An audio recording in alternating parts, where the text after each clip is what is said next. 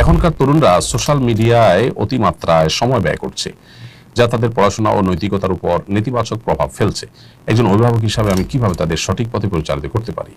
অভিভাবক হিসাবে আমাদের নিজেদের মোবাইল ফোনের অতিরিক্ত ব্যবহার বন্ধ করতে হবে এবং নিজেরা বাচ্চাদেরকে প্রচুর পরিমাণ সময় দিতে হবে। মোবাইল ইত্যাদি থেকে দূরে থেকে তাদেরকে সময় দিলে ইনশাআল্লাহ তার একটা সুফল আমরা পাবো। দ্বিতীয়ত, অভিভাবক হিসাবে আমরা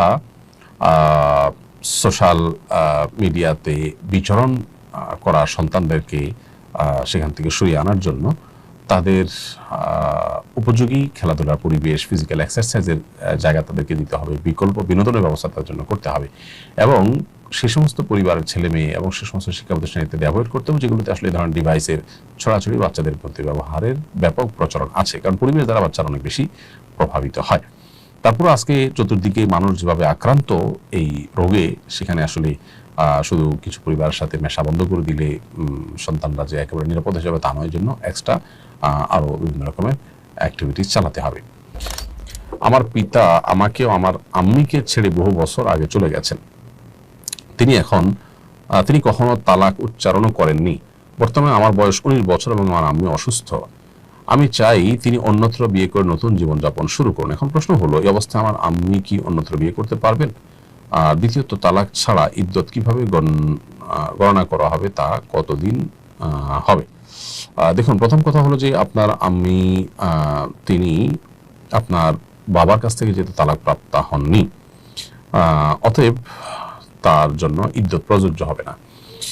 এবং এই যে তিনি চলে গেছেন, সেটা কত বছর হয়েছে, কোন পর্যায়ে গেছে, তার কোনো খোঁজখবর আছে, তার নাকি নির্দোষ হয়ে গেছেন, এই বিষয়গুলো এখানে বিবেচ্য হবে সিদ্ধান্তে আসার ক্ষেত্রে। সেজন্য আমরা আপনাকে পরামর্শ দিব যে আপনি কোনো ফতোয়া বিভাগে গিয়ে এ বিষয়ে বিস্তারিত জানিয়ে প্রশ্ন করুন। ইনশাআল্লাহ সেখান থেকে আপনি আশা করা যায় সঠিক উত্তর পাবেন, কারণ এখানে আরও বেশ কিছু কোয়েরি আছে যেগুলো আপনার কাছ থেকে আমার জানা দরকার, সেগুলো করা দরকার। সেগুলো করার সুযোগ যেহেতু নাই, অতএব আমরা এটা স্কিপ করছি। যদি এমন হয় যে তিনি বেঁচে আছেন এবং নিরুদ্দেশ নন, তাহলে সেক্ষেত্রে তার কাছ থেকে যে কোনোভাবে বিচ্ছেদ নেওয়ার, মৌখিকভাবে বিচ্ছেদ নেওয়ার হলেও চেষ্টা করতে হবে, তারপরে আপনি অন্যত্র বিয়ের চিন্তা করবেন। মহসিনা আক্তার মোমো আপনি লিখেছেন, আমার বাবার 3 ভাই 2 বোন। আমার বাবা মারা গেছেন 1 বছর হয়েছে, কিন্তু এখনো আমাদের প্রাপ্য জমি বুঝে দিচ্ছেন না। আমার প্রশ্ন হচ্ছে, আমার বাবার কেনা জমি কি আমার চাচা এবং ফুফুরা পাবেন? বোন মহসিনা আক্তার, প্রথম কথা হলো, আপনার বাবার মৃত্যুর পর সেই সম্পদ ভাগ বন্টন করা এটা আপনাদের অধিকার। এখানে আপনার চাচা বা ফুফুরা তারা বাধা দেওয়ার কোনো নৈতিক কারণ নেই। কোনো ব্যক্তির মৃত্যুর পর তার যদি ছেলে মেয়ে থাকে, সন্তান থাকলে সেক্ষেত্রে ভাই বা বোন কিছু পান না। অতএব আপনার বাবার সম্পদে আপনার চাচা, আপনার ফুফুরা কিছুই পাবেন না যেহেতু আপনারা বেঁচে আছেন। অতএব আপনার বাবার সম্পদ যদি হয়ে থাকে, সেক্ষেত্রে এক্ষেত্রে আপনাদেরই অধিকার। মূলত মেয়ে মানুষ যদি আপনি একা হন, যে আপনার কোনো ভাই নাই, হ্যাঁ, তাহলে ভিন্ন হতো, কিন্তু আপনি যেহেতু ভাই আছে বলেছেন, তাহলে সেক্ষেত্রে তারা পাবেন না। ইলিন তাহসিন আপনি লিখেছেন, আমার মা বাবার 23 বছরের সংসার। আমার বাবা আমার আম্মু ও আমাদের 2 বোনকে অনেক কষ্ট দেয়, নির্যাতন করে, ঠিকমতো ভরণ পোষণ দেয় না।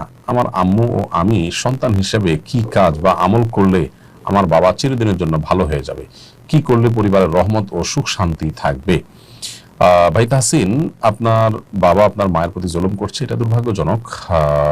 এটার জন্য প্রথমত আপনারা, যেহেতু আপনার বয়স 23 হয়ে গেছে, আপনি টিউশনি করে হলেও, ছোটোখাটো কাজ করে হলেও আপনার মায়ের ভরণ পোষণ দেওয়া, তার কষ্ট লাঘবের চেষ্টা করবেন।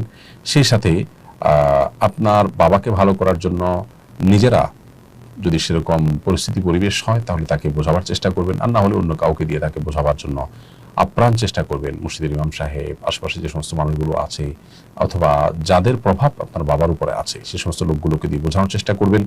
ওলামা কেরামের বক্তব্য শোনার চেষ্টা করবেন, বিভিন্ন কৌশলে তাকে কাউন্সিলিং এর চেষ্টা করবেন এবং সবশেষে আল্লাহর কাছে দোয়া অব্যাহত রাখবেন। এরপরও যদি কোনো উপায় তিনি সংশোধন না হন, তাহলে সেক্ষেত্রে সন্তান হিসেবে বাবার শাসনের দায়ভার আপনার কাঁধে নেওয়ার সুযোগ কিন্তু নেই, সবর আপনাদের করতে হবে। এবং আপনার মাকেও সেই সাথে বোঝাবেন যে দুনিয়া এটা জান্নাত নয়, সেখানে সবকিছু মন মতো হয় না, বিধায় সবরের কোনো বিকল্প ইমানদারের জন্য নেই, বিধায় সবরের পথটাকে অবলম্বন করতে হবে। সোমাইয়া চৌধুরী আপনি লিখেছেন, কিছু কিছু মানুষকে মাফ করতে চায় কিন্তু মনে হয় তাদের মাফ করলে নিজের উপর অবিচার করা হয়, এক্ষেত্রে করণীয় কি? শয়তান এটা আমাদেরকে বোঝায়।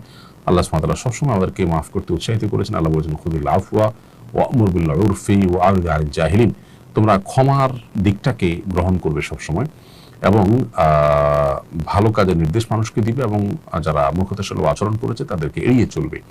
আল্লাহ সুবহানাহু ওয়া তাআলা অন্য আয়াতে বলেছেন, ইন্নাল্লাহা ইউহিব্বুত তাওয়াবিন ওয়া ইউহিব্বুল মুতাতাহহিরিন, আল্লাহ বলেছেন আল্লাহ তাআলা ক্ষমাশীলদেরকে পছন্দ করেন, সেরকম আয়াত রয়েছে। অতএব আল্লাহ তাআলা তার নেককার বান্দাদের প্রশংসা করতে গিয়ে বলেছেন, ওয়াল আফিনা আনিন নাস, যারা মানুষকে ক্ষমা করে তাদেরকে আল্লাহ তাআলা নেককারদের কাতারে শামিল করেছেন। এজন্য মাফ করার চেষ্টা করতে হবে। শয়তান আমাদেরকে নানাভাবে প্রলুব্ধ করে আমরা যেন ক্ষমা না করি, নিজের ভিতরে যে অবিচার হবে মনে হয় না, সবর করবেন এবং ক্ষমা করবেন, সেই দিকটাই ভালো। আল্লাহ সুবহানাহু ওয়া তাআলা সবসময় সেটিকে আমাদেরকে প্রায়োরিটি দিতে বলেছেন। আল্লাহ বলেছেন যে ফাইন আকিবতুম ফাআকিবু মিসলা মা আকিবতুম বিহি, ফাআকিবু মিসলা মা আকিবতুম বিহি, যদি তোমাদেরকে কেউ কষ্ট দেয় তাহলে তোমরা সেই পরিমাণ কষ্ট দিতে পারো যেটুকু সে দিয়েছে, সমান সমান দিয়ে তুমি প্রতিশোধ নিতে পারো, কিন্তু ওয়ালাইন সাবারতুম লাহু খায়রুল লিস-সাবিরিন, যদি ধৈর্য ধারণ করো সেটা হবে সবচেয়ে উত্তম।